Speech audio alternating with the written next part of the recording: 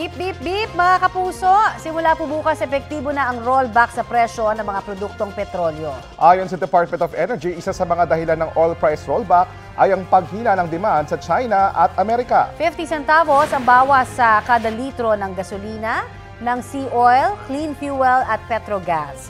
25 centavos naman sa kada litro ng diesel. Sa kerosene naman, may 30 centavos na rollback sa kada litro ng kerosene ang sea oil. Wala pang anunsyo ang iba pang kumpanya ng langis. Sa pagtataya po ng GMA Integrated News Research, ito na ang ika-4 na rollback sa gasolina ngayong taon. Ikalimang beses naman sa diesel at kerosene.